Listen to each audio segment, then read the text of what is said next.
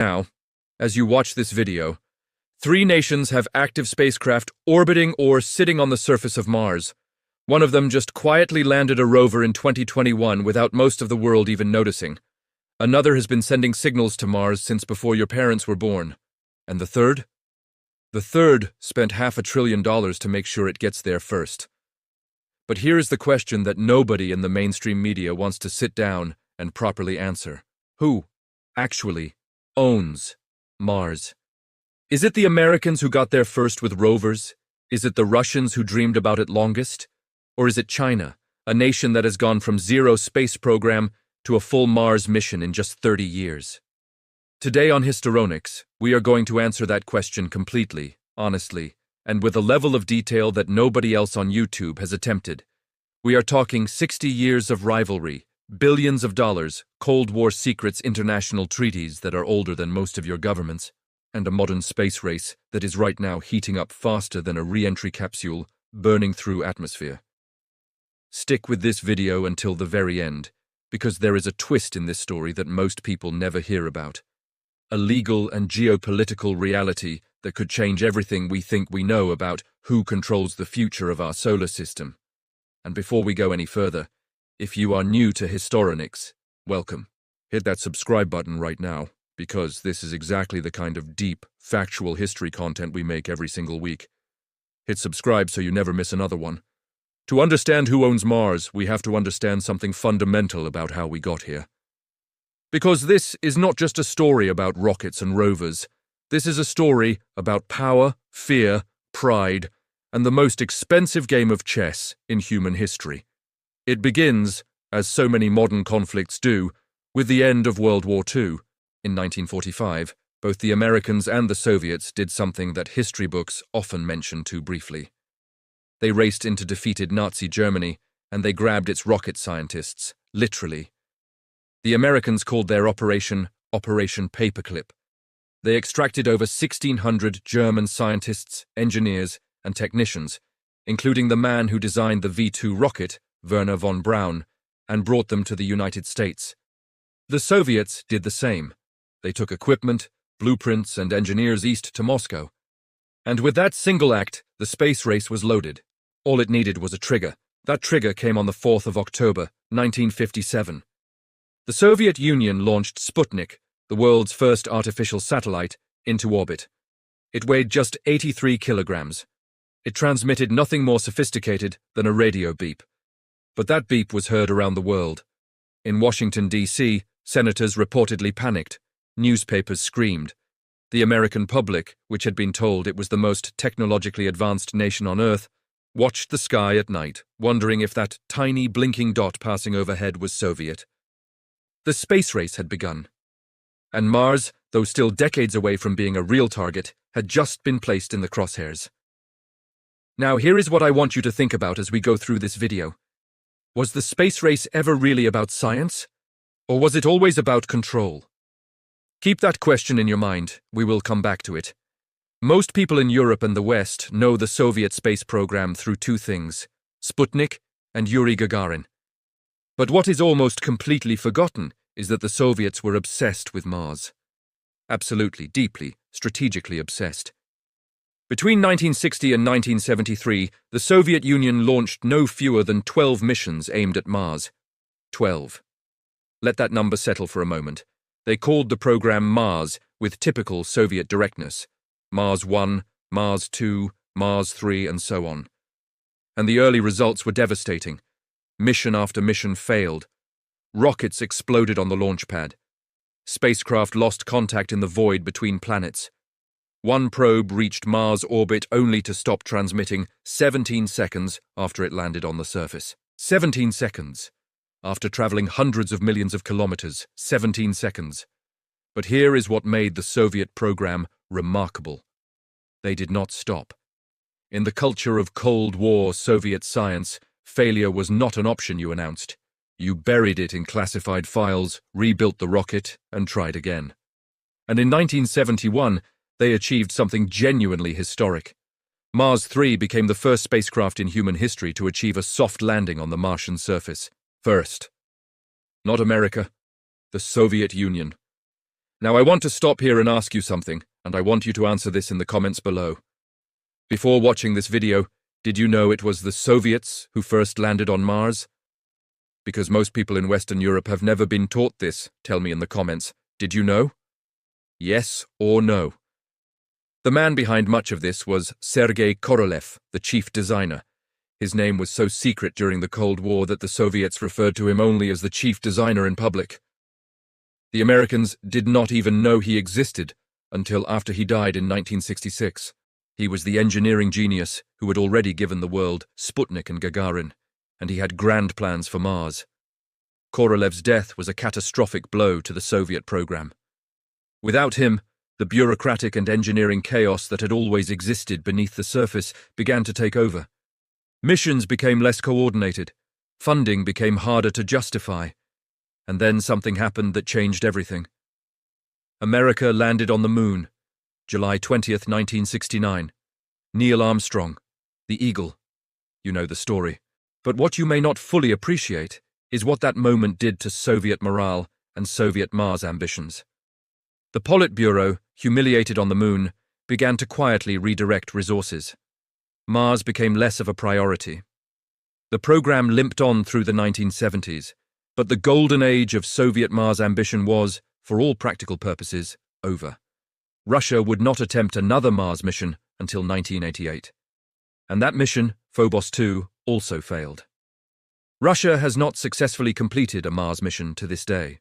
While the Soviets were struggling with Mars, the Americans were learning something crucial. Patience pays off. NASA's first successful Mars mission was Mariner 4 in 1965, a flyby that sent back the first close-up photographs of the Martian surface. 22 grainy black and white images. Scientists gathered around a monitor in Pasadena, California, and saw for the first time what Mars actually looked like. Cratered, cold, and ancient. But the real turning point came with Viking 1 and Viking 2 in 1976. These were not just orbiters. These were landers. And they did not just land. They conducted experiments, they dug into Martian soil. They tested for signs of life. The results were inconclusive. And that word, inconclusive, has haunted Mars science ever since. NASA continued. Mars Pathfinder in 1997. The Spirit and Opportunity rovers in 2004. Opportunity alone operated for nearly 15 years, covering over 45 kilometers of Martian terrain. Then Curiosity in 2012, still operating today. And in February 2021, Perseverance, NASA's most sophisticated rover ever, landed in Jezero crater with one primary mission: to search for ancient microbial life. America has now successfully completed more Mars missions than any other nation on Earth. Not even close. But here is where the story gets complicated, because success in space is not just about technology, it is about law, and money, and politics. In 1967, at the height of the Cold War, the United States, the Soviet Union, and 60 other nations signed something called the Outer Space Treaty. And this document is the key to everything. This is the legal foundation of every argument about who owns Mars. The treaty states, in plain language, that no nation can claim sovereignty over the Moon, Mars, or any other celestial body. Space, it declares, is the province of all mankind. Sounds noble, sounds fair, sounds like exactly what enlightened international cooperation should look like. But there is a catch, a very significant catch. And this is where our story gets its first major twist. The Outer Space Treaty bans national sovereignty, but it says almost nothing about resources. It does not say you cannot mine Mars. It does not say you cannot build a base on Mars. It does not say you cannot profit from Mars. And in 2015, the United States Congress passed something called the U.S. Commercial Space Launch Competitiveness Act. This law explicitly grants American citizens and companies the legal right to own and sell resources extracted from space, including from Mars. Let that sink in for a moment. The United States has already passed a domestic law giving its people the right to own Martian resources. Luxembourg passed a similar law in 2017. The UAE followed. Nobody asked Mars. Nobody asked you. Have you ever looked up at the night sky and wondered who owns all of that? It's a question that's becoming less philosophical and more practical every single day. We're in the middle of a new space race, but this time, the finish line isn't just footprints on the moon. It's about claiming the vast resources of the cosmos. So let's talk about the big debate: the privatization of space. For decades, space was the domain of governments. But now, private companies are launching rockets, deploying satellites, and setting their sights on asteroids, the moon, and even Mars. This raises a huge question. Can a company legally own a piece of another planet? The 1967 Outer Space Treaty says no nation can claim sovereignty over celestial bodies. But it's a bit vague on whether private entities can extract and sell resources. This legal grey area is the Wild West of our time, and nations are scrambling to write the rulebook before the gold rush truly begins. Speaking of nations, let's look at one of the biggest players in this new era, China. Their progress in space has been absolutely astounding. From their Tiangong space station, which is now a permanent fixture in orbit, to their successful rover missions on both the Moon and Mars, China has firmly established itself as a space superpower. Their ambitions are huge. They're planning a lunar research base and have a long-term vision for Mars exploration. This rapid rise isn't just about national pride. It's a strategic move to secure a leading role in the future space economy. They're investing heavily in technology, from powerful new rockets to advanced life support systems, all with an eye on long-duration missions far from Earth. But you can't talk about the new space race without mentioning the company that has completely changed the game: SpaceX. Led by Elon Musk, SpaceX has made spaceflight look almost routine. Their reusable Falcon 9 rockets have slashed the cost of getting to orbit, opening up space to more players than ever before. But their ultimate goal is much, much bigger. It's all about Mars. The Starship, their next-generation spacecraft, is designed with one purpose in mind: to carry humans and cargo to the Red Planet and build a self-sustaining city. This isn't science fiction for them. It's their company's mission statement. Every successful launch, every technological leap, is another step towards making humanity a multiplanetary species. So what does the future of Mars actually look like?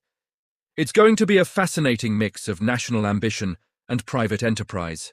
Imagine a Martian landscape dotted with habitats flying different flags, alongside research outposts run by private corporations. The first missions will be about survival, learning to live in a harsh, alien environment. They'll need to generate oxygen from the thin Martian air, extract water from ice buried beneath the soil, and grow food in specialized greenhouses. This is the ultimate test of human ingenuity. The challenges are immense. We're talking about extreme temperatures, dangerous radiation, and the psychological toll of being millions of miles from home. But the potential rewards are just as massive. Mars could become a new frontier for science, a backup for humanity, and a source of resources we can't even imagine yet. The race to Mars isn't just a competition between countries or companies. It's a race to define the next chapter of human history. The decisions we make now about laws, collaboration, and our ultimate goals will shape our future among the stars. Who will get there first? And more importantly, what kind of future will we build when we do? First, if you learned something today, if this changed how you think about space, history, or geopolitics, please hit that subscribe button right now. On Historonix, this is what we do every single week. Deep, accurate, engaging history told the way it deserves to be told. Subscribing is completely free, and it directly helps us make more videos like this one. Second, scroll down and answer at least one of the questions I asked today. Do you think space resources should belong to all of humanity? Will we cooperate on Mars or compete? Did you even know the Soviets landed first? Drop your answer in the comments right now. I read every single one and I reply when I can. Your perspective matters, and these comment sections are genuinely one of the best conversations on YouTube. This has been Historonix. History, the way it actually happened,